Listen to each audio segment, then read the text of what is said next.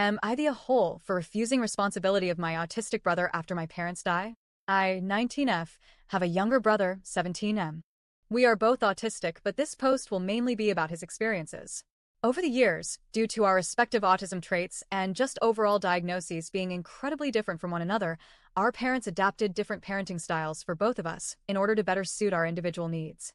But now that I'm older, looking back, it seems this was rooted in not only favoritism towards my brother, but also sexism because he was a boy and at the time, and even still, there wasn't a lot known about autism in females. Keep in mind there is a 3-year gap between my diagnosis and his, and during those 3 years is when autism started to become a lot more prevalent and openly talked about more for boys, not girls. My brother's autistic traits in his early years were a lot more socially acceptable at this time. Limited interests in things like animals and cars, sensitivity to noise, lights, and textures that people were more than happy to accommodate for. Again, I truly believe this was just an extension of double standards with boys and girls as a whole. When I would become visibly overstimulated in places, my parents would say, "She's just being dramatic," but made all their friends and family accommodate for his sensory needs.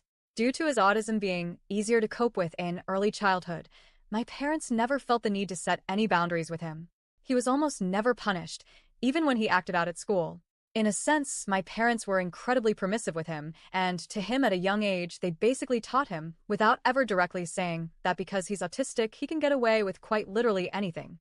This continued all through middle and high school, where he was babied by almost every teacher, para, admin, etc., even as his behavior became increasingly more challenging as he got bigger and stronger than my parents and other adults. If a teacher even mentioned penalizing my brother, my parents would raise hell with the administration. However, when I had a teacher say in front of me, "She'll likely drop out of high school one day," my parents didn't believe me. Again, as much as I hate to point to this, I still think much of this favoritism comes from him being a boy. Not to mention, my mother made my brother the poster child for autism awareness in our community and had held that image together up until he got to middle school, but never told a soul outside our immediate family and friends that I was autistic. Even though I felt neglected at times, I was somehow able to rise above the negativity that plagued my childhood. When I got to high school, I graduated with honors. Fast forward a year later, I'm attending a prestigious university in my home state, a few hours from my hometown, pursuing a career in business administration. My brother, now 17, is going into his senior year, and needless to say, I'm terrified for his future. I was always encouraged to look out for him, but now I'm being told, when I ask about what his plans for the future are, that he tells me a different thing depending on the day. Which is fine, he's 17, he doesn't have to have it all figured out. I sure don't. However, when I ask my parents anything regarding what they want me to do if he's still under their care when they die or become unfit to care for him, they simply tell me, "We'll figure something out," but never say what something is. He's a smart kid, entitled but smart, and has a lot of potential to do something great.